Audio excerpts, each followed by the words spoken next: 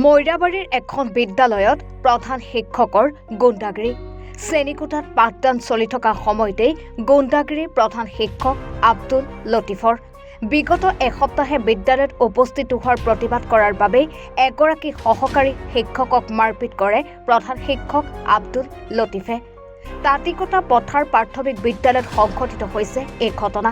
প্ৰধান শিক্ষকগৰাকীয়ে এসপ্তাহে বিদ্যালয়ত উপস্থিত নোহোৱাৰ উপৰিও ছাত্ৰ ছাত্ৰীক প্ৰদান কৰা নাই মধ্যাহ্ন ভোজন, যাৰ বাবে স্থানীয় ৰাইজে একগোট হৈ সাব্যস্ত কৰে বিদ্যালয়ৰ সন্মুখতে প্ৰতিবাদ। ৰাইজৰ প্ৰতিবাদৰ পিছতেই বিদ্যালয়ত উপস্থিত হোৱা প্ৰধান শিক্ষকৰূপী আব্দুল লতিফে এগৰাকী সহকাৰী শিক্ষক আমিৰ হুছেইনক বেয়াকৈ মাৰপিট কৰে বিদ্যালয়ৰ ভিতৰতে ছাত্ৰ ছাত্ৰীৰ সন্মুখত। ঘটনা সন্দৰ্ভত সহকাৰী শিক্ষকগৰাকীয়ে প্ৰধান শিক্ষক আব্দুল লতিফৰ বিৰুদ্ধে ইতিমধ্যে দাখিল কৰিছে এজাহাৰ। ঘটনা সন্দৰ্ভত ন্যায় বিচাৰি ইতিমধ্যে লাহৰীঘাট শিক্ষাখণ্ডৰ শিক্ষা বিষয়াকো অৱগত কৰিছে ভুক্তভোগী সহকাৰী শিক্ষকগৰাকীয়ে। শিক্ষকৰ দৰে পবিত্ৰ বৃত্তিত নিয়োজিত হৈ গুৰুগোসাঁই নামানি বিদ্যালয়ৰ ভিতৰতে সহকাৰী শিক্ষকক মাৰপিট কৰা এই গুণ্ডা প্ৰধান শিক্ষকৰ বিৰুদ্ধে কি ব্যৱস্থা গ্ৰহণ কৰে শিক্ষা বিভাগে, সেয়া হ'ব লক্ষণীয়।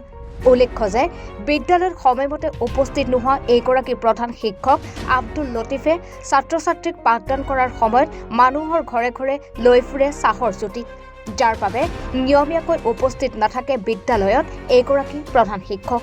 সেয়ে প্ৰধান শিক্ষক আব্দুল লতিফক ছাত্ৰ ছাত্ৰীৰ ভৱিষ্যতৰ কথা চিন্তা কৰি বদলিৰ দাবী জনাই অভিভাৱক ৰাইজে। বিদ্যালয়খনত আজি 6 দিনমান হৈ গ'ল হেডমাষ্টাৰ উপস্থিত নহয়, প্ৰধান শিক্ষক মহোদয় নাহে।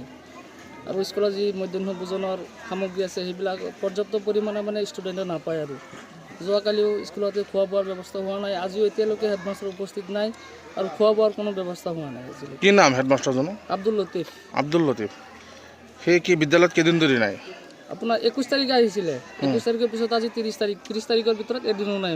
পিছত এই হেডমাষ্টাৰ একমাত্ৰ আপোনালোক আহিছে বোলো উমান পাই আহিছে, আহি পেলাই আকৌ লগে গুচি গৈছে। আপোনালোকে চাইছে কেনেকুৱা আচাৰ ব্যৱহাৰ। তেওঁলোকে যদি কিবা কমপ্লেইন হয় ডাইৰেক্ট কৈ দিয়ে যে আমি স্কুলত ভালকৈ দায়িত্ব পালন কৰিব নোৱাৰিম, আপোনালোকে যি কৰিব ইচ্ছা আছে আপোনালোকে কৰিব পাৰে। তো ডাইৰেক্ট এনেকৈ কৈ দিয়ে ৰাইজক।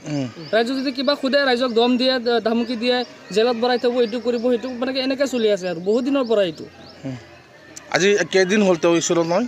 21 তাৰিখে আহিছিলে, আজি 30 তাৰিখ। তাৰপিছত এদিনো অহা নাই স্কুলত। এদিনো অহা নাই। 26 জানুৱাৰীৰ দিনটোতেও সময়মতে উপস্থিত হোৱা নাই। 26 জানুৱাৰীৰ দিনটোতো তেখেতটো নাই। এছিষ্টেণ্ট এটা আহিছে 8:30 পিছত আহিছে, এছিষ্টেণ্ট শিক্ষক যোনটো আছে, আৰু বাকী শিক্ষয়িত্ৰী 26 জানুৱাৰীৰ দিনটোতো নাই।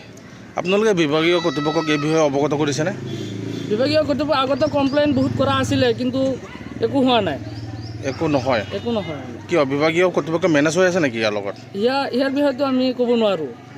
কাৰ ছত্ৰছায়াত প্ৰধান শিক্ষক মহোদয়ে এনেকুৱা কাম কাজ কৰি আছে সেইটো আমি জানিব খোজোঁ। আপোনালোকে ৰাজ্যৰ মুখ্যমন্ত্ৰীক কি আহ্বান জনাব? ৰাজ্যৰ মুখ্যমন্ত্ৰী ডাঙৰীয়াক এটা আহ্বান জনাম, এনেকুৱা শিক্ষক হোৱাতকৈ আমাৰ নোহোৱাই ভাল। গতিকে আমাৰ এই শিক্ষক অন্যত বোলে ইয়াৰ পৰা ট্ৰান্সফাৰ কৰি বেলেগ এজন শিক্ষক নিযুক্তি কৰি দিয়ক এইখন বিদ্যালয়ত।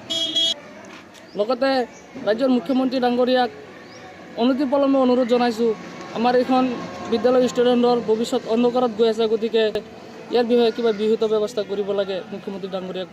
মৈৰাবাৰীৰ পৰা সাজিদুৰ ৰহমানৰ ৰিপৰ্ট, এনি ভাৰত 24।